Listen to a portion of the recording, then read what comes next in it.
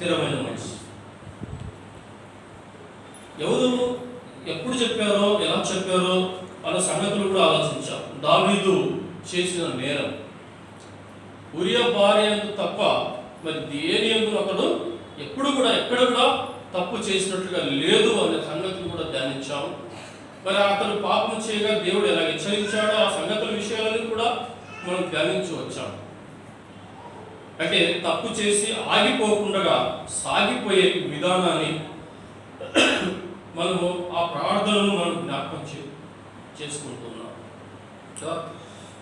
ఆయన ఏమంటున్నాడు? ఆయన 10వ వచనంలో అన్నాడు, దేవా నా యందు శుద్ధ హృదయము కలుగు చేయము, నా అంతరంగంలో స్థిరమైన మనసు నూతనముగా పుట్టించు. స్థిరత గురించి ధ్యానించాం కదా. స్థిరత చూడండి ఒక మాట జ్ఞాపకం చేసుకున్నాం. అపోస్తుల కార్యములు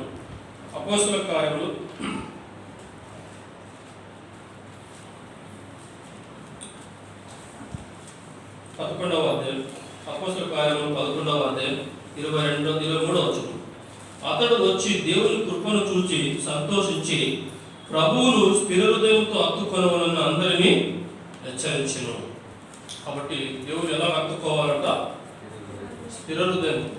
అస్థిరమతం కాదు.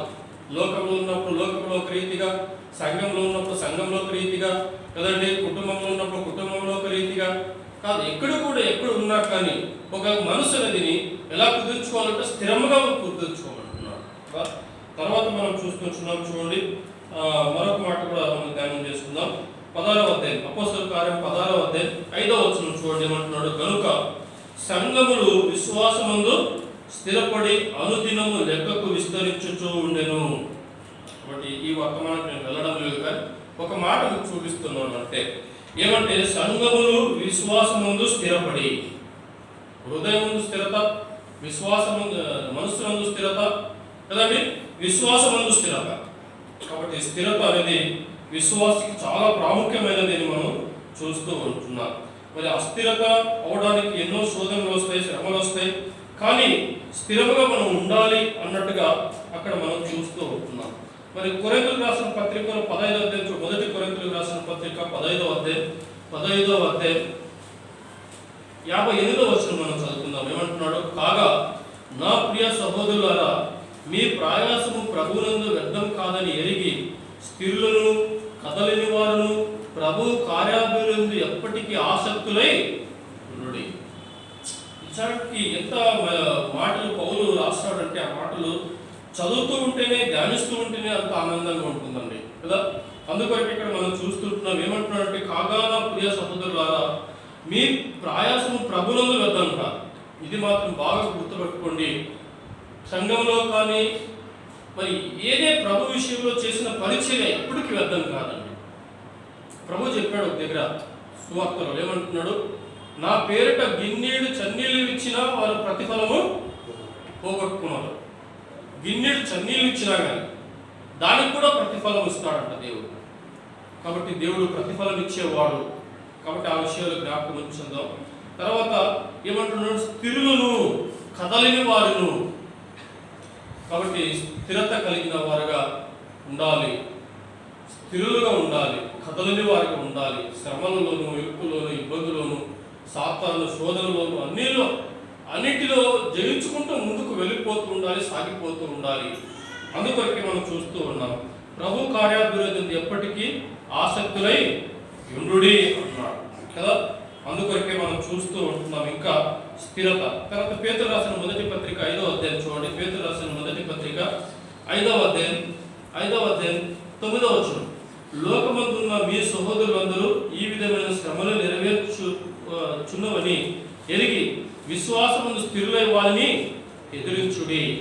కాబట్టి తన నిత్య మహిమకు క్రీస్తునందు మిమ్మల్ని పిలిచిన సర్వకృప నిధియగు దేవుడు కొంచెం కాలం మీరు శ్రమపడిన పిమ్మట తానే మిమ్మల్ని పూర్ణులుగా చేసి స్థిరపరిచి బలపరచును. కాబట్టి దేవుడు వాగ్దానం మనం చదువుకున్నాం. పేతురు మరి ఎంత అస్థిరుడుగా ఉన్నాడో మనం ఎరుగుదాం. ప్రభు విషయంలో అస్థిరుడే కదా. ప్రభువుని ఎరుగనని ముమ్మారు అబద్ధం చెప్పిన వాడే, తర్వాత తిరిగి చేపలు పట్టుకోవడానికి పోయిన వాడే.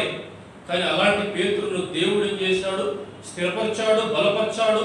12 మందిని అనగా ఏర్పరచుకొని తన సేవను జరిగించి యావత్ భూలోకానికే తనను ప్రకటించుకున్నట్టుగా మనం చూస్తున్నాం. దేవుని ఆశ్చర్య కార్యాలు. అందుకొరకు ఇక్కడ అంటున్నాడు పేతురు, అదే అంటున్నాడు, మనకు తెలియజేస్తున్నాడు, లోకమందున్న మీ సహోదరులందరూ ఈ విధమైన శ్రమలే కదండి. అందరూ శ్రమలు అనుభవించిన వారే అన్నది. శ్రమలు లేకుండా ఎవరు పరలోక రాజ్యానికి వెళ్ళలేము. శ్రమల గురించి మనం ధ్యానించాం కదండి. అందుకొరకు శ్రమపడిన మనసు, క్రీస్తు మనసు కూడా శ్రమపడిన మనసు, శ్రమను ఆయుధంగా ధరించుకునుడి అన్నాడు కదా. అందుకొరకే అంటున్నాడు పిల్లరా, ఏమంటున్నాడంటే కొంచెం కాలము మీరు శ్రమ పడిన పిమ్మట. కాబట్టి భూలోకంలో మనకి ఎంత ఉంటుందంటే శ్రమ కొంచెమేనండి. ఎంతవరకు శ్రమ పడతాం? 80 సంవత్సరాల వరకు అంతేగా. దాదాపు 20 సంవత్సరాలు 30 సంవత్సరాలు అంటే మనం ఎక్కువ అయిపోయాం. 100 సంవత్సరాలు అంటే మనం బతకలేదు భూలోకంలో. మరి 20 సంవత్సరాలు కొద్దిగా, ఈ 20 సంవత్సరాలు నువ్వు నెమ్మది, ఈ కొన్ని దినాలు, ఈ కొంచెం కాలము నువ్వు శ్రమ అనుభవించి స్థిరమైన విశ్వాసం కలిగి ఉండి దేవుని స్థిరత కలిగి ఉంటే అయితే యుగ యుగాలు కదండి, తీరని దినాలు, యుగ యుగాలు నీకు పరిశుద్ధుడిగానే ఉంటావు. ఇంకా శ్రమలు లేవు, నీకు దుఃఖం ఉండదు, కన్నీరు ఉండదు, వ్యాధి ఉండదు, బాధ ఉండదు. ఎప్పటి వరకు? యుగ యుగాలు అండి.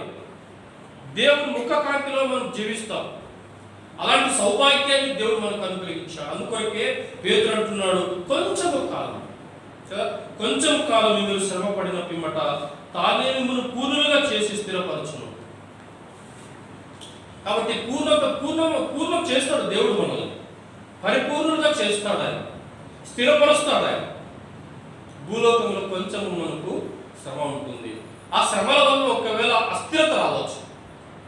అందుకొరకే చూడండి,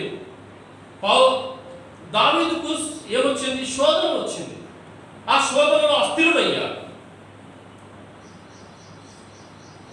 అయితే అస్థిరుడైన వాడిని దేవుడు ఏం చేశాడు? మరి హెచ్చరించాడు. నాతాను ప్రవక్తను పంపగా నిండు సభలో తాను తగ్గించుకున్నట్టుగా మనం చూసాం కదా. అందుకొరకే ఆ 51వ అధ్యాయంలో 3 రకాలైన మనసులు దావీదులో కనబడుతున్నాయి. ఏమంటున్నాడు? 10వ వచనంలో ఉన్నాడు, దేవా నా యందు శుద్ధ హృదయం కలుగు చేయుము, నా అంతరంగమందు స్థిరమైన మనసు నూతనంగా పుట్టించుము. ప్రార్థన చేసేవా? ఎప్పుడైనా ఇలా చేసేవా? మనం ఇలాంటి అనుభవం మనకుందా కదండి. ఇంకా ఏమంటున్నాడో చూడండి, 12వ వచనంలో ఉన్నాడు, నీ రక్షణ ఆనందము నాకు మరలా. రక్షణలో ఏముంటుందంట అండి? ఆరాధనలో కూడా ఆనందం ఉంటుంది, పరిచర్యలో ఆనందం ఉంటుంది కదా. అనుభవించిన వారు, ఎరిగిన వారు. అందుకొరకే సమ్మతి గల మనసు అన్నమాట. ఏ మనసు అంటే ఇది? సమ్మతి గల మనసు అంటే అర్థం ఏమిటో బైబిల్ గ్రంథమే స్పష్టంగా తెలియజేస్తుంది. చూడండి, 1 యోహాను పత్రిక 3వ అధ్యాయం, 1 యోహాను పత్రిక 3వ అధ్యాయం 19-20 వచనాలు చదువుతున్నాం. ఇందువల్ల మనము సత్య సంబంధులమని ఎరుగుదుము, దేవుడు మన హృదయం కంటే అధికుడై సమస్తమును ఎరిగి ఉన్నాడు కనుక మన హృదయము ఏ ఏ విషయములలో మన దోషారోపణ చేయునో ఆయా విషయములో ఆయన ఎదుట మన హృదయమును ఏర్పరచుకుందాము, సమ్మతిపరచుకుందాము.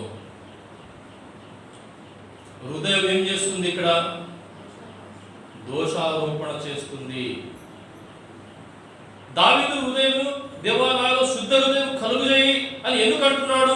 అతడు పాపం చేశాడు, చేయడానికి పాపం చేశాడు, ఘోరమైన పాపం చేశాడు. ఉరియా భార్యను ఉంచుకోవడమే కాకుండా ఉరియా భార్యను భర్తను ఉరియాను హత్య చేయించాడు. హత్య నేరం. దేవుడు విడిచిపెట్టలేదు కదా, ఆ శిక్షను దావీదుకి ఇచ్చాడు. మరి మీ హృదయము దోషారోపణ చేస్తుందా? పరీక్షించుకుందాం. ఏ విషయంలో దోషారోపణ చేస్తాము? పరీక్ష మన స్వయంగా మనం పరీక్షించుకోవడం చాలా ప్రాముఖ్యం అండి. ఏ విషయంలో దోషారోపణ చేస్తుంది నా హృదయం? అందుకొరికి అక్కడ రాస్తూ ఉంటున్నాడు ఏమని? దోషారోపణ చేయడం ఆయా విషయములలో ఆయన ఎదుట మన హృదయమును సమ్మతిపరుచుకున్నది. కాబట్టి దేవునితో సహవాసం. దేవునికి మన అవసరం లేదండి. మనం అనుకుంటాం చాలా మన అవసరం ఉందని. దేవునికి అక్కరలేదు. ఎలా చెప్పగలమంటే నోహ దినంలో మనం చూసాం కదండి. ప్రచండ వర్షంలో చేత 40 రోజులు 40 దివారాత్రంలో ఆయన ఏం చేశాడు, మొత్తం నాశనం చేసి పడేశాడు. చిన్న పిల్లలు కూడా కనికరించలేదు దేవుడు, ఎవరిని కనికరించలేదు దేవుడు. మన అవసరం దేవుడికి లేదండి. కానీ మనకి దేవుని అవసరత ఉందా లేదు? మనకి దేవుని అవసరత చాలా ఉంది. ఆయన లేకపోతే మనము లేవు. కాబట్టి దేవుడు మనకు చాలా అవసరం. అందుకొరకే దావీదు ఆ సత్యాన్ని ఎరిగిన దావీదు దేవుని దగ్గర తన మనసును సమ్మతిపరుచుకుంటున్నాడు. చేసిన తప్పు వాస్తవమే, మనం కూడా ఎన్నో తప్పులు చేస్తూనే ఉంటాం, వాస్తవమే. కానీ మన హృదయాన్ని సమ్మతిపరుచుకుంటున్నామా? దేవుడితో వెళ్తున్నామా? వ్యక్తిగతంగా దేవుని సన్నిధికి వెళ్తున్నామా? దేవా, నేను ఈ విషయంలో తప్పు చేశాను, నన్ను క్షమించు అని సమ్మతిపరుచుకుంటున్నామా? అయితే చూడండి, అదే 51వ అధ్యాయం 17వ వచనం చదువుతున్నాం కదా, విరిగిన మనసు దేవునికి ఇష్టమైన బలులు దేవాన్ని విరిగి నలిగిన హృదయం నీవు అలక్ష్యము చేయడు. విరిగి నలిగిన హృదయాన్ని దేవుడు ఎన్నడూ అలక్ష్యం చేయడు. నీ సొంత ఇంటి వారిని అలక్ష్యం చేయవచ్చు, నీ స్నేహితులను అలక్ష్యం చేయవచ్చు కదండి, సేవకులను అలక్ష్యం చేయవచ్చు. కానీ పిల్లల దేవుడు అలక్ష్యం చేయవాడు కాదు.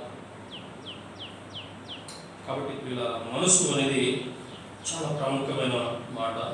అయితే ఇక్కడ మనం చూస్తుంటున్నాం చూడండి, ఒక విచిత్రమైన మనసు ఉందండి బైబిల్ గ్రంథంలో. చూద్దాం చూడండి, ఇప్పుడు ఆ మాట మనం ధ్యానం చేసుకుందాం. 2వ దినవృత్తాంతముల గ్రంథం 2వ దినవృత్తాంతముల గ్రంథం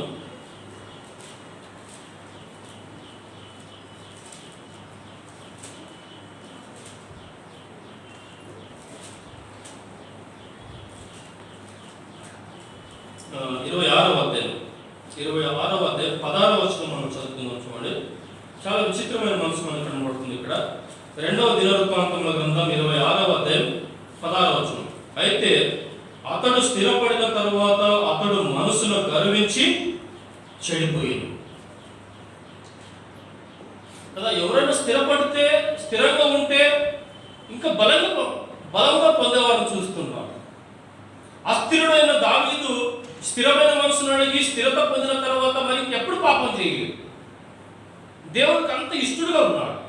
అందుకొకే దావీదు విషయంలో దేవుడు అంటున్నాడు, ఇతడు నా ఇష్టానుసారుడైన కదా. అయితే ఇక్కడ చూడండి, ఇతడు స్థిరపడిన తర్వాత ఇతడు ఏం చేశాడు, మనసును గర్వించాడు పిల్ల. అందుకొరకే ఒక మాట సామెతల గ్రంథంలో ఒక మాట మనం చూద్దాం చూడండి. సామెతల గ్రంథం 29వ అధ్యాయం చూడండి. సామెతల గ్రంథం 29వ అధ్యాయం 23వ వచనం ఏమంటున్నాడు అక్కడ, ఎవని గర్వము వారిని తగ్గించును, వినయ మనస్కుడు ఘనతనందును. ఇదే మనసు అంట, వినయ మనసు. ఎవరి గర్వము ఏం చేస్తుంది, వారిని తగ్గించు. సాతాను ఏమయ్యాడు, గర్వించాడు. అందుకొరకు వాడు తగ్గించబడ్డాడు కదండి. తగ్గించి వారిని దేవుడు హెచ్చిస్తాడండి. అందుకొరకు అక్కడ అన్నాడు ఫిలిప్పీ పత్రికలో, క్రీస్తు యేసు కలిగిన ఈ మనసు మీరును. ఆయన తగ్గించుకున్న మనసును చూపించాడు కదా. చూడండి అక్కడ ఏ మనసు అన్నాడో ఇప్పుడు అన్న చూపించాడు కదా. ఫిలిప్పీ పత్రిక 2వ అధ్యాయం చూడండి. ఫిలిప్పీ పత్రిక 2వ అధ్యాయం మొదటి చదువుతుంది. కావున క్రీస్తు యేసునందు ఏ హెచ్చరికలను, ప్రేమ వలన ఆదరణలను, ఆత్మయందు ఏ సహవాసములను, ఏ దయారసమైనను, వాత్సల్యతను ఉన్నాయడలా మీరు ఏక మనసు కలుగునట్లు ఏక ప్రేమ కలిగి. మన మనసు ఎలా ఉండాలంట, ఏక మనసు, వినయమైన మనసు. అంతేకాకుండా ఇంకా ఏమంటున్నాడు, ఒకదాని అంటే మనసు ఉంచుచు. మన మనసు దేని మీద ఉండాలంట, ఒక్కదాని మీద మన మనసు ఉండాలి. ఆరాధనకు వచ్చినా కదండి, ప్రార్థనకు వచ్చినా, ఎక్కడికి వచ్చినా కానీ ప్రభువే మనకు కనపడాలి. ఒక్కదాని అందే, ఒక బోధ అయితే మనం స్థిరత కలిగి ఉండాలి. ఇది చెప్పారు, అక్కడ ఆ సంఘానికి వెళ్తే వాళ్ళు అది చెప్పారు, ఈ సంఘానికి వెళ్తే ఈ చెప్పారు. అట్లా ఏమైపోతా అంటే మీరు పట్టబడతారు అంతే. ఒక ఉపదేశాలు నమ్మండి, ఒక తత్వం యెహోవాను నమ్మండి. ఒక్క ప్రేమ కలిగిన వారంగా, ఏక మనసు కలిగిన వారంగా. తర్వాత అక్కడ అంటున్నాడు, ఏమంటున్నాడు పిల్లలంటే, ఒక్కదాని ఎందు మనసు చూసు. కాబట్టి అంటున్నాడు చూడండి, అట్లా మనసు గురించి మాట్లాడుతూ అంటున్నాడు. 4వ వచనంలో అన్నాడు. 3వ వచనం చూడండి, క్షయచేతనను వృతాతిశేతనను ఏమీ చేయక, అంటే కక్ష చేత, సంఘంలో కక్ష చేత ఏమి చేయొద్దండి, వృతాతిశేత ఏమి చేయొద్దండి. తర్వాత ఏమంటున్నాడు, వినయమైన మనసు గలవారై. ఇప్పుడు వచ్చాడండి కదా, ఏ మనసు అంట? కక్ష చేత ఏది చేయదు. కక్ష సాధింపు మనమే అవసరం కాదు. పగ తీర్చుకుంటే ఎవరి పని? దేవుని పని, మన పని కాదు పగ తీర్చుకున్నట. కాబట్టి దేవునికి అప్పగించాలి. అందుకొరకే ప్రియులారా, కక్ష చేతలను వృతాతిశేత చేతను ఏమి చేయక వినయమైన మనసు గలవారే ఒకరినొకడు తనకంటే యోగ్యుడని ఎంచుకోవచ్చు. ఒకరికంటే ఒకడు యోగ్యుడిగా ఎంచుకో, అదే వినయమైన మనసు కదా. అందుకొరకే అంటున్నాడు, క్రీస్తు యేసుకు కలిగిన ఈ మనసు మీరును కలిగి ఉంది. కాబట్టి క్రీస్తు సారూప్యం మనలో ఏర్పడాలని పౌలు తన ప్రసంగాలు చెప్పుకుంటూ వచ్చాడు. అయితే ఇప్పుడు చూద్దాం చూడండి, దినవృత్తాంతంలో 2వ గ్రంథం 26వ అధ్యాయం 16వ వచనంలో మనం చదువుకున్నాం కదా. అయితే అతడు స్థిరపడిన తరువాత అతడు మనసును గర్వించి చెడిపోయాడు. చెడిపోవడానికి కారణం ఏమిటి? ఎవరు చెడిపోయారు కదా? ఉజ్జియా చెడిపోయాడు. ఇక్కడ చూడండి, ఉజ్జియా గురించి మనం ధ్యానం చేద్దాం. 26వ వచనం నుంచి చదువుకుందాం. చూడండి, ఏమంటాడు? ఉజ్జియా ఏలన ఆరంభించినప్పుడు 14 వాడే యెరూషలేమును 52 సంవత్సరములు ఏలాడు. ఎన్ని సంవత్సరాలు ఏలాడంట? 52 సంవత్సరాలు ఏలాడు.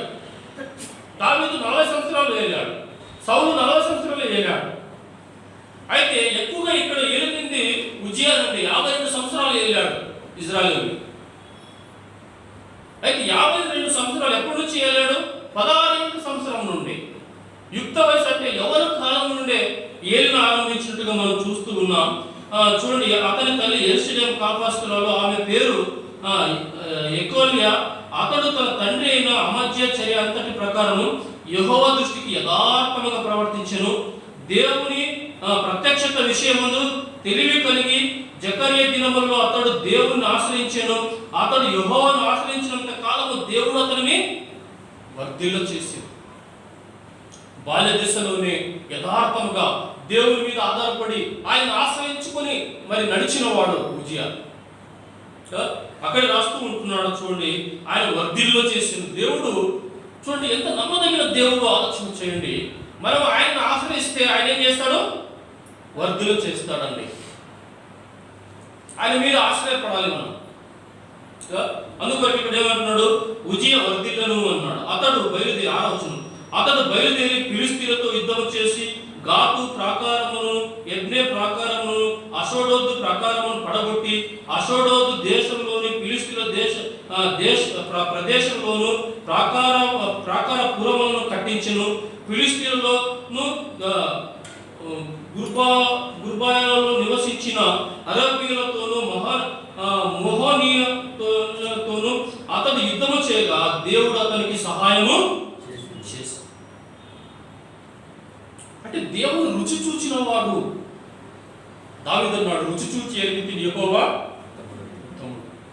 దేవుణ్ణి బాల్య దశల నుండి రుచి చూచిన ఉజ్జియా. ఆయన ఎలా వర్ధిల చేస్తాడో చూస్తున్నాం. యుద్ధానికి వెళితే దేవుడి సహాయం ఉంటున్నది ఉజ్జియా కదా. తర్వాత మనం చూస్తూ ఉంటున్నాం చూడండి, అమ్మోనీయులు ఉజ్జియాకు పన్నిచ్చువారైరి. అంటే యుద్ధము రాకూడదు అని చెప్పేసి ఇంత మేము ఇస్తాము, సంవత్సరం నెల ఇంత ఇస్తాము అని చెప్పేసి ఉజ్జియాకు పన్నించేవారు ఉన్నారు. తర్వాత మనం చూస్తూ ఉన్నాం చూడండి, అతడు అత్యధికముగా బలాభివృద్ధి నొందిన గనుక అతడు కీర్తి ఐగుప్తు మార్గ ప్రదేశములన్నిటి వ్యాపించను. ఎంతగా ఎదిగాడు ఉజ్జియా. ఆయన కీర్తి, ఆయన పేరు ఐగుప్తు దేశంలో విస్తరించిపోయిందంట. ఉజ్జియా రాజు అంట. అతడు యుద్ధం చేయక ఎవరు గెలవలేమంట. అయితే చూడండి ఇంకా ఏమంటున్నాడు చూడండి, మరియు యెరూషలేములో మూల గుమ్మము దగ్గరను, పల్లపు స్థలముల గుమ్మము దగ్గరను, ప్రాకారపు మూల దగ్గరను దుర్గములను కట్టించి గుమ్మములు దిట్టపరిచెను. అంటే యెరూషలేముకి ప్రాకారాలు కట్టినవాడు, దిట్టుగా అవి చెదరని రీతిలో కట్టినవాడు.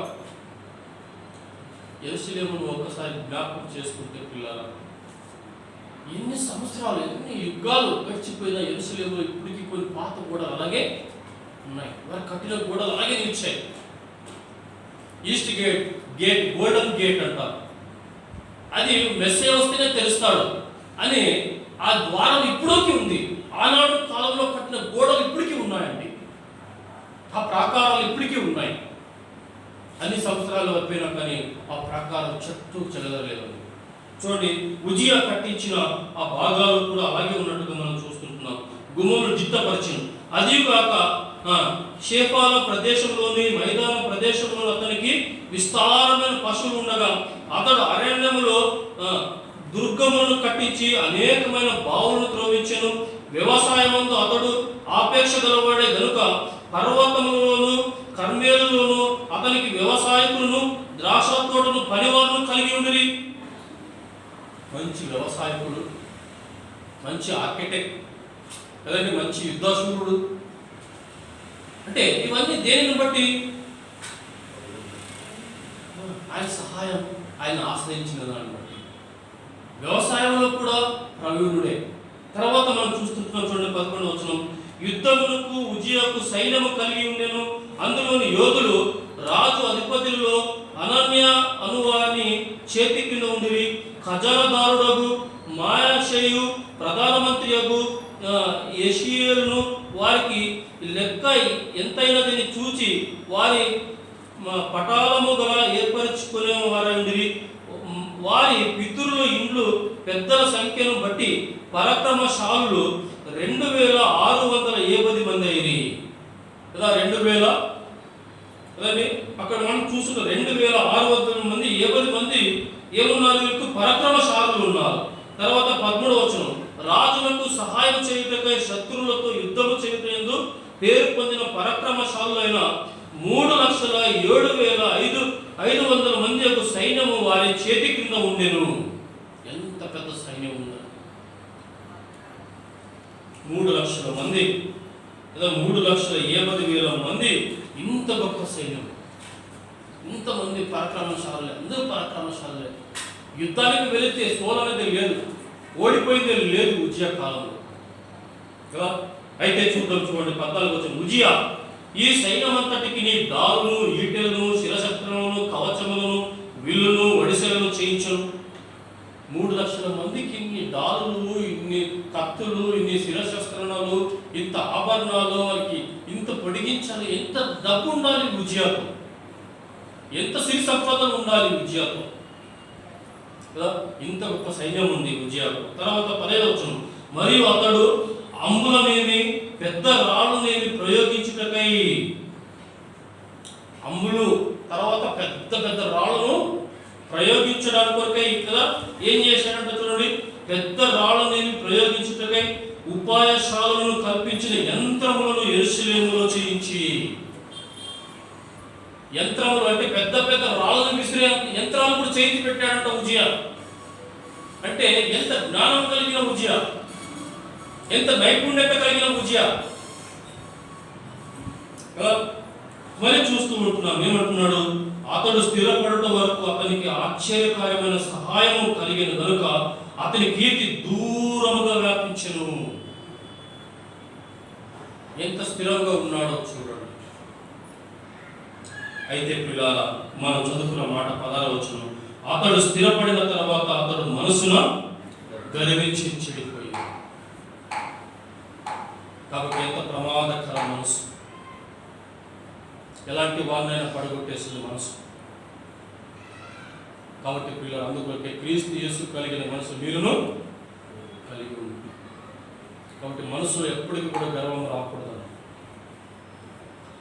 అందుకొరకు అక్కడ అంటున్నాడు, అయితే అతడు స్థిరపడిన తర్వాత అతడు మనసును గర్వించి చెడిపోయిన అతడు ధూపపీఠం మీద ధూపం వేయుటకై యెహోవా మందిరంలో ప్రవేశించిన తన దేవుడైన యెహోవా మీద ద్రోహము చేయగా యాజకుడైన అజర్యయు అతనితో కూడిన ధైర్యవంతులైన యెహోవా యాజకులు 80 మంది అతని వెంబడి లోపలికి పోయి వారు రాజైన ఉజియాను ఎదిరించి, ఉజియా యెహోవాకు ధూపం వేయుటకై ప్రతిష్ఠింపబడిన అహరోను సంతతి వారైన యాజకులు పనియే గాని నీ పని కాదు. పరిశుద్ధ స్థలముల నుండి బయటికి పొమ్ము, నీవు ద్రోహము చేసి ఉన్నావు దేవుడైన యెహోవా సన్నిధిని, ఇది నీకు ఘనత కలుగ చేయదని చెప్పగా ఉజియా ధూపం వేయుటకు ధూపార్తిని చేతపట్టుకుని రౌద్రుడై యాజకుని మీద కోపము చూపెను. యెహోవా మందిరములో ధూపపీఠము పక్కన నతడు ఉండగా యాజకులు చూచుతూనే ఉన్నప్పుడు అతని నొసట కుష్ఠరోగము పుట్టెను. అయితే ఒకప్పుడు రాజులు యాజకులు కారు, యాజకులు రాజులు. అహరోను సంతతికి మాత్రమే దేవుడు ప్రత్యేకించి యాజకులుగా చేశాడు. అయితే మనసును గర్వించి ఏం చేశాడు ఇతడు? యాజకత్వం చేశాడు. అయితే రాజుని ఎదిరించారు, 80 మంది ఎదిరించారు. అయితే దేవుడు కూడా చూడండి వెంటనే శిక్ష వేశాడు. నొసట ఏం పుట్టిందంట? కుష్ఠరోగం పుట్టినట్టుగా మనం చూస్తున్నాం. మందిరంలో ఉండగానే రౌద్రుడయ్యాడు. కాబట్టి ఇప్పుడు ఇలా అందుకొరకే అక్కడ అన్నారు, ఉజియా ఇది నీ పని.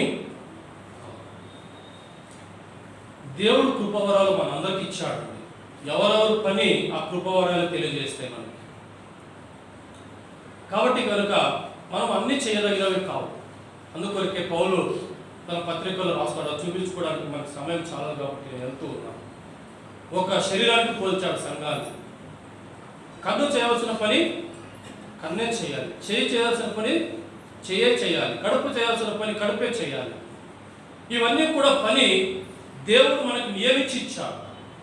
ఎవరు చేయాల్సిన పని వారే చేయాలి. కానీ మనల్ని ఏం చేశాడు దేవుడు? ప్రభువు యేసుక్రీస్తు వారు మనల్ని రాజులను చేశాడు, యాజకులను కూడా చేశాడు. 2 విధాలుగా చేశాడు. రాజులను చేశాడు, యాజకులను కూడా చేశాడు. ఎందుకంటే ఆయన రాజు కాబట్టి, ఆయన యాజకుడు, ఆయన మెల్కీసెదెకు, ఆయనే దేవుని అర్పణ. ఆయన శిలువ యాగము ద్వారా ఆయన యాజకుడు, ఆయన రాజు, ఆయనే కదా. ఆ దాన్ని బట్టి, ఆ కృపను బట్టి మనం పొందుకున్నాం. ఇప్పుడు మనం రాజులను మనమే, యాజకులు కూడా మనమే.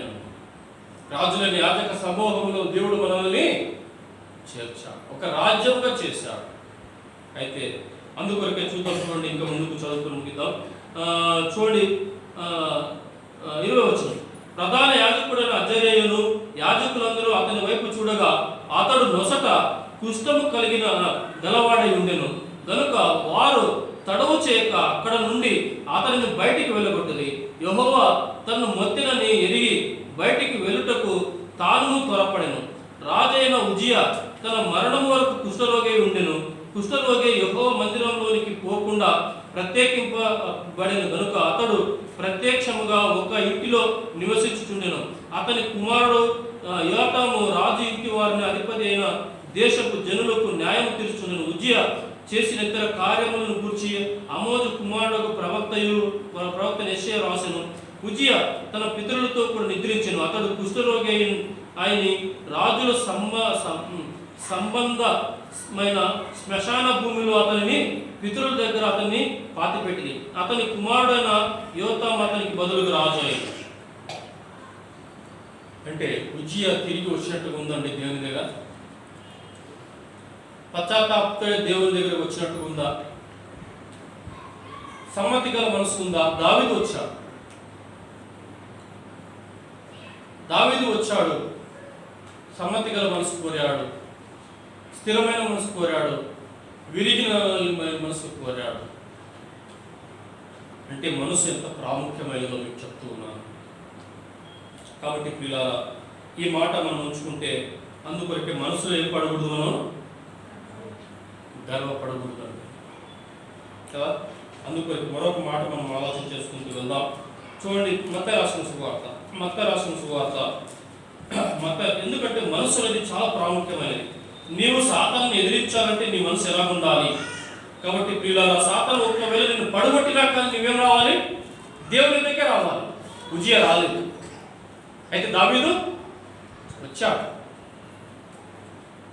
కాబట్టి నీతిమంతుడు 7 సార్లు పడినను తిరిగి లేచును. రావాలి. మీ హృదయం ఏ ఏ విషయాలు దోషారోపణ చేస్తుందో ఆ విషయాలను నువ్వు సమర్థపరచుకోవడానికి దేవుని దగ్గరికి రావాలి. నా ఎత్తుకు వచ్చే వారిని ఎన్నడను త్రోసివేసే దేవుడు కాదు. విరిగి నలిగిన హృదయాన్ని ఆలస్యం చేయవాడు కాడు ప్రియుల. అందుకొరకు మనసులో ఎప్పుడు కూడా గర్వము రానివ్వకుండా జాగ్రత్త పడదాం. తర్వాత చూద్దాం. మత్తయి రాసిన సువార్త చాలా ప్రాముఖ్యమైన మనసును చదువుకుందాం. 3వ అధ్యాయం, మత్తయి రాసిన సువార్త 3వ అధ్యాయం 7వ వచనం చదువుకుందాం. అతడు పరిసయ్యులలోను సద్దుకాయులలోను అనేకులు బాప్తిసము పొందవచ్చుట చూచి, సర్ప సంతానము రాబో ఉగ్రతను తప్పించుకున్నటకు మీకు బుద్ధి చెప్పిన వాడెవడు? మారు మనసుకు తగిన ఫలము ఫలించుడి. కాబట్టి ఇక్కడ మనం చూస్తూ ఉంటున్నామండి. ఏ మనసు అంట ఇది? మారు మనసు. అంటే ఇక్కడ ఏమి ఆలోచన చేస్తున్నామంటే ఒక్క మాట బాగా ఆలోచన చేయండి. మారు మనసుకు తగిన ఫలము ఫలించు. ఆత్మఫలం ఏమనగా ఏమండి? ఆత్మఫలాలు ప్రేమ, సంతోషము, సమాధానము, దీర్ఘశాంతము, సద్గుణము కదండి. మరి ఇవి మనలో కనబడుతున్నాయా? ఎందుకంటే మన మనసు ఏమైంది? మారిపోయింది. మన మనసు మారితే ఏమవ్వాలి? ఆత్మఫలాలు కనబడాలి.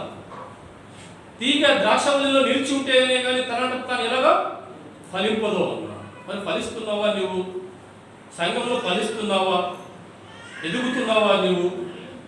అభివృద్ధి ఉందా నీలో? తీగ కదండి ద్రాక్షవల్లిలో నిలిచి ఉండాలి. అతడు బహుగా ఫలించును అన్నాడు. ఫలింపును తీగ ఏం చేస్తాడు దేవుడు చెప్పండి? బయట పారేసేది, అగ్నిలో కాల్చి వేస్తాడు అంతే. మళ్ళీ ఫలిస్తున్నావా? మారు మనసుకు తగిన ఫలము ఫలించుడి అని మనం చూస్తున్నాం. అయితే ఈ మారు మనసు గురించి చూడండి. మత్తయి రాసిన సువార్త 4వ అధ్యాయం చాలా ప్రాముఖ్యమైన మాట అది. చూడండి 4వ అధ్యాయం 17వ వచనం చదువుతున్నాం. అప్పటి నుండి యేసు పరలోక రాజ్యము సమీపించుతున్నది కనుక మారు మనసు పొందడని చెప్పుచు ప్రకటింప మొదలుపెట్టాను. కాబట్టి ప్రభువైన యేసుక్రీస్తు భూలోకంలో వచ్చిన తర్వాత ఆయన ఏమని మొట్టమొదటిగా ప్రకటించాడు చెప్పండి? పరలోక రాజ్యము సమీపించుతున్నది. ఒక రాజసువార్త ప్రకటిస్తూ ఉన్నాడు. ప్రకటిస్తూ ఆయన ఏమంటున్నాడు? మీ మనసు మార్చుకోండి, మీ మనసు మార్చుకోండి, మీ మనసు మార్చుకోండి. అంటే మనసు అనేది ఎంత ప్రధానమైనదో చూద్దాం. ఆయన సువార్తను ప్రకటిస్తూ ఉండగా మనసు మార్చుకోండి అంటున్నాడంటే మనసు అనేది ఎంత ప్రాముఖ్యమైనదో ఆలోచన చేయి. అందుకొరకు చూద్దాం. చూడండి మరొక మాట మనం జ్ఞాపకం చేసుకుందాం.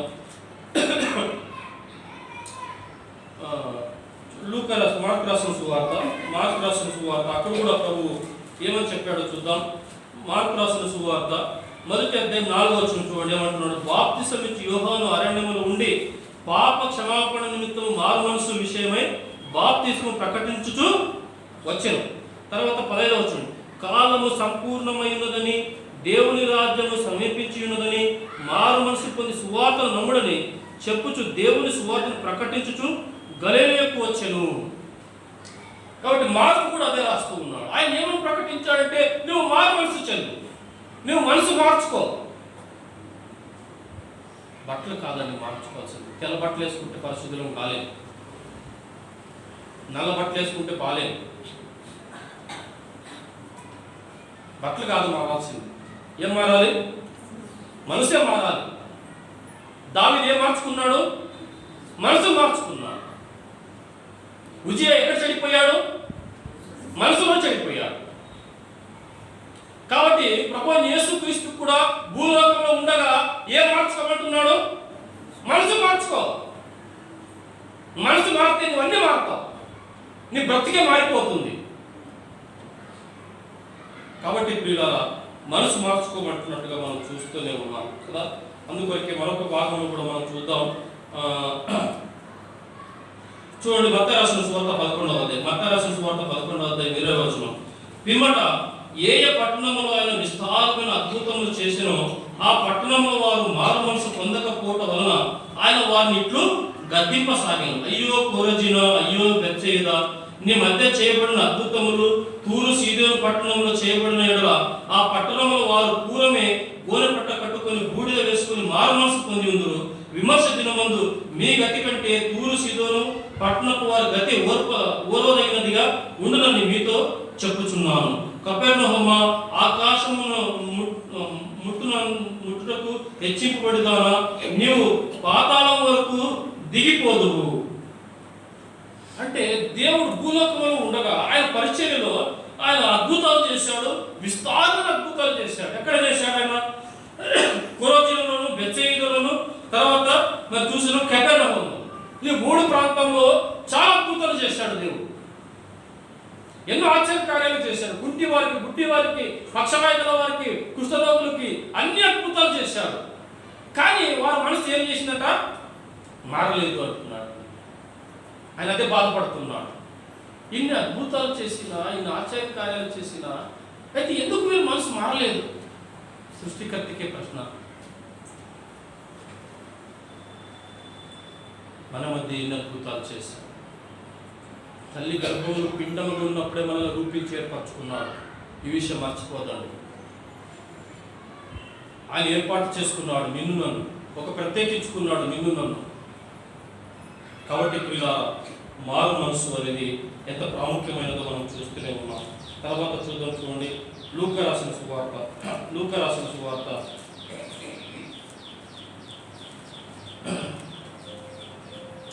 13వ అధ్యాయం, లూకా రాసిన సువార్త 13వ అధ్యాయం మొదటి నుంచి. పిలాతు గలిలయలోని కొందరిని రక్తము వలులతో కలిపి ఉండెను. ఆ కాలమున ఇక్కడనున్న కొందరు ఆ సంగతి యేసుతో చెప్పగా ఆయన వారితో చెప్పెను, ఈ గలిలయులు అట్టి హింసలు పొందినందున వారు గలిలయులు అందరికంటే పాపులని మీరు తలంచుతున్నారా? కారని మీతో చెప్పుచున్నాం. మీరు మారు మనసు పొందని ఎడల మీరందరూ అలాగే నశించుదురు. మరియు సిలోయములో గోపురం పడి చచ్చిన ఆ 18 మంది యెరూషలేములో కాపురమున్న వారందరికంటే అపరాధులని తలంచుతున్నారా? కారని మీతో చెప్పుచున్నాం. మీరు మారు మనసు పొందని ఎడల మీరందరూ అలాగే నశించుదురు. నీ మనసు మార్చకపోతే నువ్వేమైపోతావు? నశించిపోతావు. అక్కడ జరిగిన సంఘటన ఏమిటంటే, గలిలయులని కొందరు పిలాతు ఏం చేశాడు? రక్తంతో కలిపేశాడు బలిపీఠాన్ని. అంటే అంతమందిని హతం చేశాడు గలిలయ వారిని. అది వచ్చి ప్రభు యేసుక్రీస్తు వారికి చెప్పారు. చెప్తే ప్రభు అంటున్నాడు, అంటే వారు పాపం చేశారని దేవుడు ఆ శిక్ష రాలేదు. వారు పాపం చేశారని ఆ శిక్ష గలిలయ రాలేదు. కానీ నీవు మారు మనసు పొందకపోతే నువ్వు నశించిపోతావు. ఆ గోపురం పడి 18 మంది చనిపోయారు. చనిపోయినది కూడా అపరాధులు కారు, అది అకస్మాత్తుగా జరిగింది. కానీ నీ నాశనానికి నువ్వు కారణం ఏమిటంటే నువ్వు మారు మనసు పొందలేదు. మారు మనసు పొందితేనే నువ్వు నశించుకోకుండా ఉంటావు కదా. తర్వాత ఈ భాగం చూద్దాం. చూడండి, అపోస్తల కార్యములు 17వ అధ్యాయం, అపోస్తల కార్యములు 17వ అధ్యాయం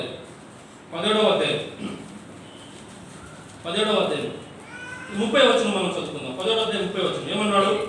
ఆ అజ్ఞాన కాలమును దేవుడు చూచి చూడనట్టుగా ఉండెను. ఇప్పుడైతే అంతటను అందరూ మారు మనసు పొందవాలని మనుషులకు ఆజ్ఞాపించుచున్నాడు. ఎంత మంచి మాట రాశాడు దేవుడు. ఆ అజ్ఞాన కాలాన్ని దేవుడు చూచి చూడనట్టుగా ఉన్నాడు. దేవుడు కూడా ఎంత చక్కగా వర్ణించాడు.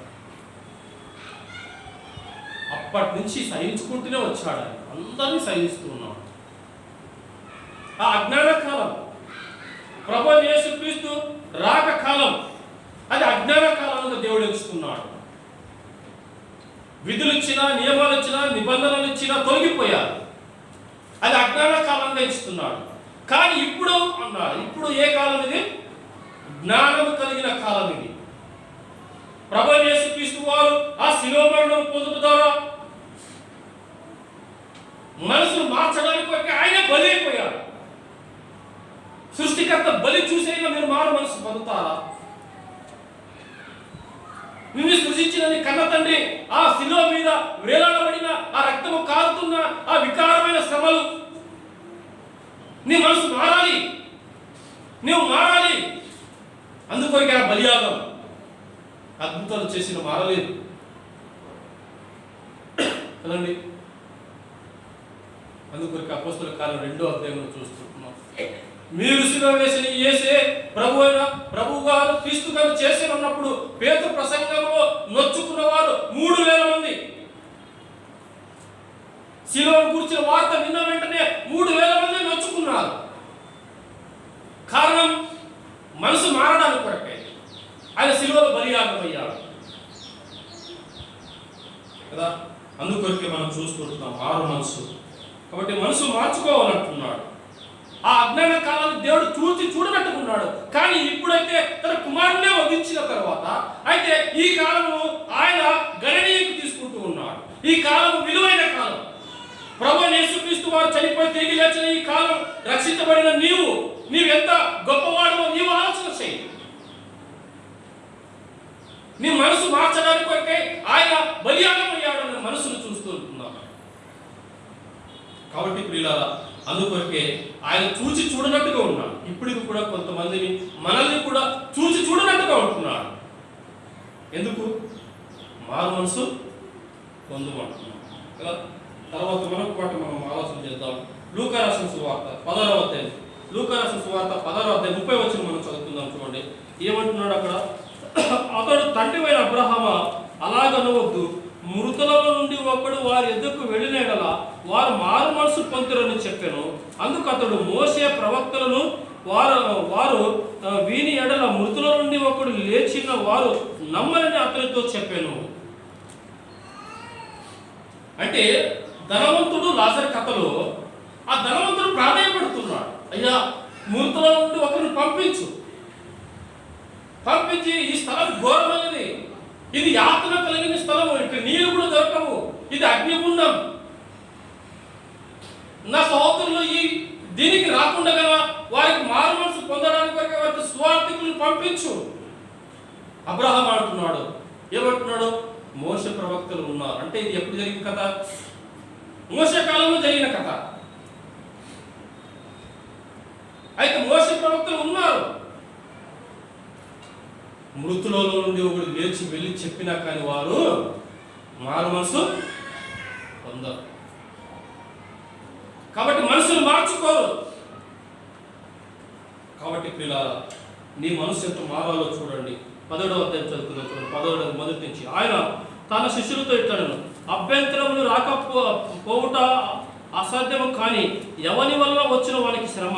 వాడి చిన్నవారిలో ఒకనికి అభ్యంతరము కలుగజేయుట కంటే వాని మెడకు తిరుగతి రాటి కట్టబడి సముద్రంలో పడదోయబడుట వారికి మేలు. మీ విషయమై మీరు జాగ్రత్తగా ఉండి మీ సహోదరుడు తప్పిదము చేసినడలా అతనిని గద్దించుము. అతడు మారు మనసు పొందిన ఎడల అతన్ని క్షమించుము. అతడు ఒక దినము 7 మారుల ఎడల తప్పిదము చేసిన ఎడల మరలా నీ వైపు తిరిగి మారు మనసు పొందిన ఎడల అతనిని ఏం చేయాలా? త్రోసివేయము అన్నాడా? క్షమించమన్నాడా? అంటే దేవుడు మారు మనసు పొందడానికి ఎంత ప్రాముఖ్యత ఇచ్చాడు అంటే అక్కడ ఆలోచన చేసుకుంటున్నాం. ఒక చిన్నవానికి అభ్యంతరం ఏది మీరు చేయకూడదండి. తర్వాత ఏమంటున్నాడు అక్కడ? ఎవరి వల్ల అభ్యంతరం వచ్చిన వారికి శ్రమ అని చెప్పాడు. అక్కడే చెప్పాడు. తర్వాత ఏమంటున్నాడు 3వ వచనంలో, మీ విషయమే మీరు జాగ్రత్తగా ఉండి మీ సహోదరుడు తప్పిదము చేసినట్లు అతను గద్దించుము. అతను మారు మనసు పొందినట్లు అతను ఏం చేయాలి? క్షమించాలి. 7 సార్లు నీ యొద్దకు వచ్చి తప్పిదము నువ్వు క్షమించమని అడిగితే 7 సార్లు నువ్వు క్షమించాలి. అంటే మరి దేవుడు క్షమించాడా? మానవులకు చెప్పిన దేవుడు క్షమించాడా? క్షమించే దేవుడు అంటే. కానీ నీ మనసు మార్చుకుంటున్నావా? మారు మనసు కలిగిందా? ఎవరి విషయమో మాట్లాడుతున్నాను? మన విషయమో మాట్లాడుతున్నాం. చూడండి, ఒక మాట జ్ఞాపకం చేసుకుందాం. ప్రకటన గ్రంథం 2వ అధ్యాయం. ప్రకటన గ్రంథం 2వ అధ్యాయం 5వ వచనం. నీవు ఏ స్థితిలో నుండి పడిపోతేవో అది జ్ఞాపకము చేసుకుని మారు మనసు పొంది ఆ మొదటి క్రియలను చేయము. అట్లు చేసి నీవు మారు మనసు పొందితేనే సరే, లేని ఎడల నీ ఎద్దకు వచ్చి నీ దీపస్తంభమును దాని చోటు నుండి తీసుకు. ఎవరు మారు మనసు పొందాలి? ఇప్పుడు ఇది సంఘం అండి. పాపులు మారు మనసు పొందారు. ఆయన ప్రకటించగా అందరూ మారు మనసు పొందలేదు. అద్భుతాలు చేశాడు, మారు మనసు పొందలేదు. శిలువయాగం చేశాడు, మారు మనసు పొందలేదు. కొంతమంది మారు మనసు పొందారు. అయితే సంఘంలో మారు మనసు పొందాలంటున్నాడు. ఇదే మాట. ఇది చాలా ఆశ్చర్యమైన మాట, విచిత్రమైన మాట. మారు మనసు పొందిన వారు తిరిగి మారు మనసు పొందాలా? ఎందుకు అంటే అక్కడ అంటున్నాడు ఏమని చూడండి. ఒక తప్పిదమును మోపాడు కదా ఆ సంఘంలో. ఏ తప్పిదం అంటే చూస్తూ ఉంటున్నాం. 4వ వచనం, ఆయనను మొదట నీకుండిన ప్రేమను నీవు వదిలితివి. ఎందుకు మారు మనసు పొందాలంటున్నాడు? మొదటి ప్రేమ వదిలిపోయావు. ప్రేమ లేదు దేవుల్లో. నీవు దేవుని ప్రేమించడం లేదు, నీ సహోదరుని ప్రేమించడం లేదు. నీవు రక్షించబడిన వాడివే, దేవుని కృపలో ప్రత్యేకించబడిన వాడివే. కానీ నువ్వేమవ్వాలి? ఇప్పుడు నీ మనసు ఏం చేసుకోవాలి? మారాలి. నీ మనసు మారాలి. మారిందా నీ మనసు? దేవుని ప్రేమిస్తున్నావా? ఏమండి, నీ మొదటి ప్రేమ వదిలిపోయింది. మొదటిగా దేవుని ఎంత ప్రేమించావు, ఎన్ని కన్నీరు కార్చావు, ఎంతగా ఆరాధన చేశావు, ఎన్ని స్తుతులు పాడావు, ఎంత గానం చేశావు. దేవుడు మర్చిపోడండి. కానీ ఇప్పుడు ఎలా ఉన్నావు అని అడుగుతున్నాడు ఆయన. ఇప్పుడు ఏ మనసు ఉంది నీలో? ఏ మనసు ఉంది నీలో? మరి ప్రేమించే మనసు ఉందా? ఏమంటే తగ్గించుకునే మనసు ఉందా? శ్రమపడే మనసు ఉందా? మెత్తని మనసు ఉందా? నూతనమైన మనసు ఉందా? వినయమైన మనసు ఉందా? దీన మనసు ఉందా? ఏ మనసు ఉంది నీలో? చూద్దాం. చూడండి, ఇదే 2వ అధ్యాయం 16వ వచనం. కావున మారు మనసు పొందుము, లేనేడల నీ యొద్దకు త్వరగా వచ్చి నీ నోట నుండి వచ్చి ఖడ్గము చేత వీరితో యుద్ధము చేసేదాను. కాబట్టి ఇదే సంఘము పెర్గమ సంఘం. పెర్గమ సంఘాన్ని కూడా రాసుకోబోతున్నాడు. నీవు మారు మనసు పొందు. విగ్రహాలకు బలి ఇచ్చిన అర్పణలు నువ్వు తింటూ ఉన్నావు, కలిసిపోయావు. అందుకొరికి నీవు మారు మనసు పొందు. తర్వాత మనం చూస్తూ ఉంటున్నాం. చూడండి, తుయతైర సంఘానికి రాస్తూ అంటున్నాడు ఏమని? నీవు మారు మనసు పొందమాట. 21వ వచనం, మారు మనసు పొందుటకు నేను దానికి సమయం ఇచ్చి తిని అది తన జాగ్రత్తమును విడిచిపెట్టి మారు మనసు పొందను. జాగ్రత్తలు సంఘాల్లో ఉన్నాయి, విగ్రహాలు ఉన్నాయి. దేవుడి కంటే ఎక్కువగా దీన్ని ప్రేమిస్తావు, అదే విగ్రహం. ధనాన్ని ఎక్కువగా ప్రేమిస్తున్నావా? నీ రూపాన్ని ఎక్కువగా ప్రేమిస్తున్నావా? కదండి, ఎవరిని ఎక్కువగా ప్రేమిస్తున్నావు? కాబట్టి నువ్వు మారు మనసు చెందాలి, నీవే చెందాలి. నీ మనసును మార్చుకోవాలి కదా, జాగ్రత్తను విడిచిపెట్టాలి. తర్వాత మనం చూస్తూ ఉంటున్నాం. చూడండి, 3వ అధ్యాయం 3వ వచనం, నీవిలాగ ఉపదేశం పొందితివో ఎలాగ వింటివో జ్ఞాపకము చేసుకుని దానిని గైకొనొచ్చు మారు మనసు. కాబట్టి ఇదే సంఘం అంటండి. ఇదే సంఘం సార్దీసు సంఘం, ఎఫెసు సంఘం, పెర్గమ సంఘం, తుయతైర సంఘం, సార్దీసు సంఘం. తర్వాత లవోదికయ సంఘం 14వ వచనం, 3వ అధ్యాయం 14వ వచనం ఏమంటున్నాడు? లవోదికయ సంఘం. తర్వాత ఏమన్నాడు చూడండి, 19వ వచనం, నేను ప్రేమించు వారందరినీ గర్జించి శిక్షించుతున్నాను కనుక నీవు ఆసక్తి కలిగి మారు మనసు. కాబట్టి ఆసక్తి కలిగి మారు మనసు పొంది. దావీదు చేసిన ప్రార్థనదే, దేవా శుద్ధ హృదయం నాలో కలిగించు, స్థిరమైన మనసు నాకు పుట్టించు, దాన్ని సమ్మతి గల మనసు నాకు పుట్టించు, విరిగి నలిగిన హృదయం మనసు నాకు పుట్టించు. దేవునితో సమాధాన పడాలని, దేవుని దగ్గరికి రావాలి. నీ హృదయం దేని ఎంతో నీకు దోషారోపణ చేయించున్నదో ఆ విషయంలో నీకు సమ్మతి ఉండాలి. ఉందా? మారు మనసు ఉందా? మనసు మారిందా? కదండి, మారు మనసు. పాపులు మారు మనసు కోరడం లేదా? ఎవరు మారు మనసు పొందుతున్నాడు? ఇప్పుడు ఆయన నీతిమంతుల పిలువబడిన వారు, ప్రభువుని యేసుక్రీస్తుని అంగీకరించిన వారు, ఆరాధన చేస్తున్నవారు, వారి మారు మనసు కోరుతున్నాడు కూడా. మారావా? నీ మనసు మారిందా? అందుకొరకే చూడండి, ఆసక్తి కలిగి మారు మనసు పొందు. ఆఖరిగా చూద్దాం రోమీయులకు రాసిన పత్రిక మొదటి అధ్యాయం. రోమీయులకు రాసిన పత్రిక మొదటి అధ్యాయం 28వ వచనం ఏమంటున్నాడు? మరియు వారు తమ మనసులో దేవునికి చోటు నీయనొల్లకపోయారు కనుక చేయరాని కార్యము చేయటకు దేవుడు భ్రష్ట మనసుకు వారిని అప్పగించాడు. ఎవరు మారు మనసు పొందాలి? ఇప్పుడు మనమే మారు మనసు పొందాలి. దానికి కారణం ఏమిటంటే అక్కడే కారణం చెప్పాడు కదా. మరియు వారు తమ మనసులో ఎవరికి చోటు లేదట? దేవునికి చోటే లేదు నీ మనసులో. అందుకొరకే నువ్వు దేవునికి మారు మనసు చెందు. అంటే మారు మనసు పొందడం అంటే నీ మనసును దేనికి ఇచ్చావు? నీ మనసు దేవునికి, నీ మనసు దేవునికి చోటి మనసు. అలా ఇవ్వకపోతే ఏం చేశాడంట? దేవుడు దేనికి అప్పగిస్తాడంట? భ్రష్ట మనసుకు అప్పగిస్తాడంట. చూడండి భ్రష్ట మనసు ఎలా ఉంటుందో చదువుదాం. 29 అట్టి వారు సమస్తమైన దుర్నీతి చేతను, దుష్టత్వము చేతను, లోపము చేతను, ఈర్ష్య చేతను నిండుకొని మత్సరమును, నరహత్య, కలహము, కపటము, వైరమను వాటితో నిండిన వారై కొండెకాండులను, అపవాదుకులను, దేవదూషకులను, హింసకులను, అహంకారులను, బింకములాడు వారును, చెడ్డవాటిని కల్పించువారును, తల్లిదండ్రులకు అవిధేయులనై అవివేకులను. భ్రష్ట మనసుదే. ఇట్టి వారు సమస్త దుర్నీతి చేత, దుష్టత్వంతో, లోపం అంటే పిసినితనం, లోబులు కదండి. తర్వాత ఈర్ష్య నిండుకొని మత్సరము, నరహత్య, కలహము, కపటము, వైరములు వాటితో నిండిన వారే కొండెగాండులు, అపవాదులను, దేవదూషకులను, హింసకులను, అహంకారులను, బింకములాడులను, చెడ్డవాటిని కల్పించువారును, తల్లిదండ్రులకు అవిధేయులను, అవివేకులను, మాట తప్పువారు, అనురాగ రహితులను, నిర్దయులై నుండి ఇట్టి కార్యములను అభ్యసించువారు మరణముకు తగిన వారు అను దేవుని న్యాయ విధిని వారు బాగుగా ఎరిగి మీరు వాటిని చేయుచున్నారు. ఇది మాత్రమే కాక వాటిని అభ్యసించు వారితో సంతోషంగా సమర్థిస్తూ ఉన్నారు.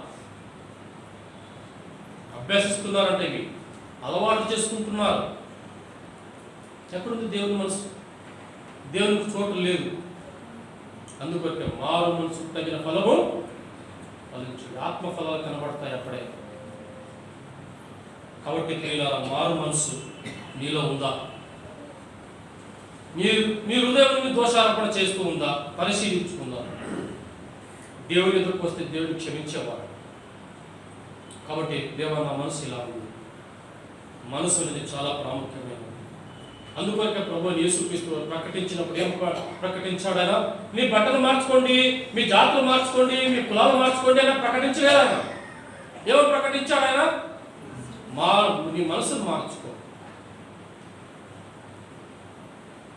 కాబట్టి అందుకొరకే అంటున్నాడు, దేవునికి చోటు ఇవ్వకపోవడం అంటే అర్థం ఏమిటంటే, సామెతల గ్రంథం రాశాడు చూడండి. సామెతల గ్రంథం 3వ అధ్యాయం.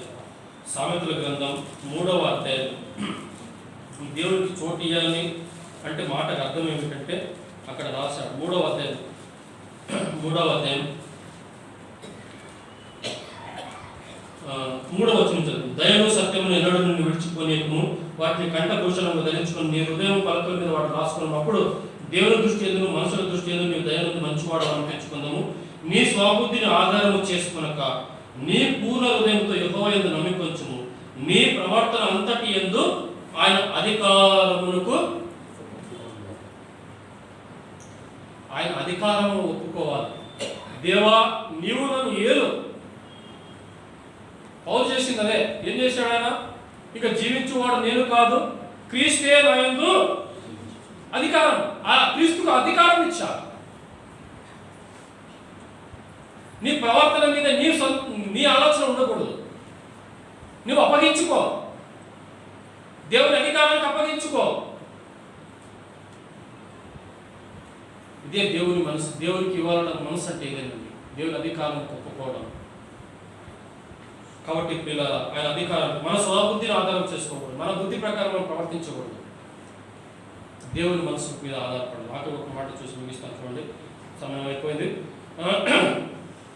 యెషయా గ్రంథం 26వ అధ్యాయం, యెషయా గ్రంథం 26వ అధ్యాయం 3వ వచనం, ఎవరి మనసు నీ మీద ఆనుకునో వారిని పూర్ణ శాంతము గలవానిగా కాపాడదు, ఎలా అక్కడ నీ యందు విశ్వాసం ఉంచుచున్నాడు. కాబట్టి ఎవరి మనసు నీ మీద ఆనుకోను. దావీదు తప్పు చేసింది వాస్తవమే, కానీ ఆయన మనసు ఏం చేశాడు? దేవుని మీద ఆనుకుని చేశాడు. దేవుని అధికారాన్ని ఒప్పుకుంటున్నాడు. స్థిరమైన మనసు నాకు దయచే, సమ్మతి గల మనసు దయచే దేవా, వెలిగిన నలిగిన మనసు నీవు అలక్ష్యం చేయడు. ఉజియా గర్వించి ఏమయ్యాడు? చెడిపోయాడు. మరి నీవు పడిపోయావా? చెడిపోయావా? దేవుని మనసుకు చోటిచ్చావా? నీవు మారు మనసు పొందాలి కదా. నీవు మారు మనసు పొందుతున్నావా? కపటముగా ఉన్నావా? వేషధారిగా ఉన్నావా? ఎలా ఉన్నావు? దేవునికి మనసు ఉన్నదా? ఇచ్చావా? ఇబ్రీ పత్రిక 6వ అధ్యాయం, ఇబ్రీ పత్రిక 6వ అధ్యాయం 3వ వచనం, దేవుడు సెలవిచ్చిన యెడల మనల్ని చేదు. 4వ వచనం, ఒకసారి వెలిగింపబడి పరలోక సంబంధమైన వరము రుచి చూచి పరిశుద్ధాత్మను పాలువారై దేవుని దివ్యవాక్యమును రాబో యుగ సంబంధమైన శక్తుల ప్రభావం అనుభవించిన తర్వాత తప్పిపోయిన వారు తమ విషయంలో దేవుని కుమారుని మరలా శిలవేయచ్చు బాహటముగా ఆయనను అవమానపరుచుతున్నారు. కనుక మారు మనసు పొందినట్లు అట్టి వారిని మరలా నూతన పరచుట అసాధ్యం. తిరిగి వారు మారు మనసు పొందాలంటే సాధ్యం? అది అసాధ్యం. ఎందుకు? ప్రభువైన యేసుక్రీస్తు వారు శిలువ మరణాన్ని రుచి చూచి కూడా ఒక్కసారి వెలిగింపబడ్డావు, నిన్ను వెలిగించాడు, నీ పాపదోషం క్షమించాడు, ఆయన ప్రేమను రుచి చూశావు. అయితే అలానే ఒకసారి వెలిగింపబడి పరలోక సంబంధమైన వరములు మనకు ఇవ్వబడినవి భూలోక సంబంధమైన వరాలు కావాలి. అవి పరలోక సంబంధమైన వరాలు రుచి చూచి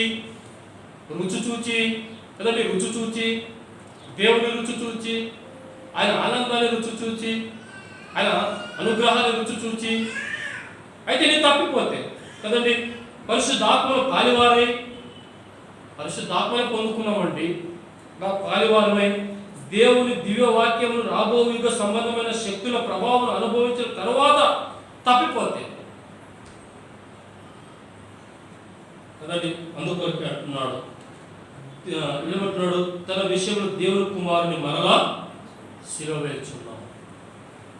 శిలువకి ఏం విలువ ఇచ్చావు నువ్వు? అలాంటి వారిని మార్చడం ఎవరి వలన సాధ్యం లేదండి. మారు మనసు పొందజాలదు. అందుకొరకే దేవుడు ప్రాధేయపడుతూ ఉన్నాడు. ప్రకటన గ్రంథంలో అన్ని సంఘాలకు చెప్తూ ఉన్నాడు, మారు మనసు నువ్వు మారు మనసు నువ్వు చేయవలసింది. నీ వేషధారణ దేవుడు తెలుసు, వేషాలు వేసుకోవడం కాదు. కానీ అయితే పిల్లరా, నీ మనసు మారాలి. ఆయన అధికారాన్ని ఒప్పుకోవాలి, ఆయన ఇచ్చిన పని నెరవేర్చాలి.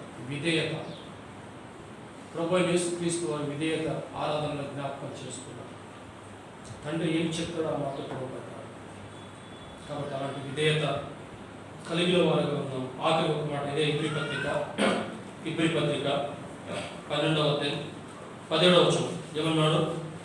ఏశావు ఆ తర్వాత ఆశీర్వాదం పొందకొని కన్నీరు విడుచుచు దానికోసం శ్రద్ధతో వెతికినను మారు మనసు పొందని అవకాశం దొరకక విసర్జింపబడినను మీరు ఎరుగుదు. ఏశావు ఎవరు? 10వ వచనం, ఒక పూటి కొరకు జ్యేష్ఠత్వపు హక్కును అమలు వేసుకున్న ఏశావు వంటి భ్రష్టుడు వ్యభిచారి అయిన ఉండునేమని జాగ్రత్తగా చూసుకునుడి. ఉజియా నమ్మిన వాడే, దేవుని రుచి చూచిన వాడే ఉజియా చరిత్రను మనం ధ్యానించాం కదా. ఏమైపోయాడు ఉజియా? చెడిపోయాడు, గర్వించి చెడిపోయాడు. నిన్ను చెడగొట్టేది గర్వంలో, నీ మనసులో గర్వం. కాబట్టి చెడిపోకుండా జాగ్రత్తగా ఉండాలని ఆలోచించి ఏశావు తీసుకుని వచ్చాడు దేవుడు. జ్యేష్ఠుడే, జ్యేష్ఠత్వ విలువను అర్థం చేసుకోలేదు. నీ రక్షణ విలువ నీవు అర్థం చేసుకోకపోతే అంతే. ఇది విలువైన రక్షణ దేవుడు నీకు ఇచ్చిండేది.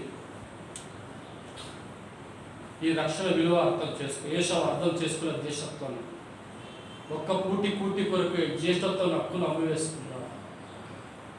ప్రభువైన యేసుక్రీస్తు ఉండి ఆయన రుచి చూచి 30 వెండి నాణేలకు యేసు ప్రభువును అమ్మివేసుకున్నాడు ఇస్కరియోతు యూదా.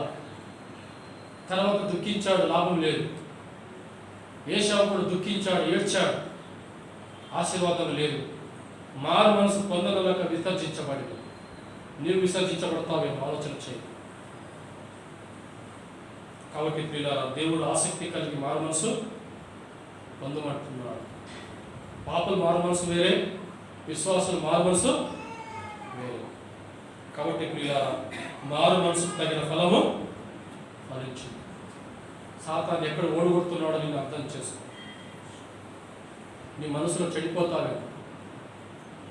కాబట్టి ప్రియులారా, రుచియే చెడిపోయినట్లుగా కాదు, కానీ దావీదు వలె పశ్చాత్తాపంతులై ఆయన సన్నిధికి వస్తే దేవుడు క్షమిస్తాడు, స్థిరపరుస్తాడు, బాగు చేస్తాడు. దేవుడి మాటలు దీవించుకుంటాడు.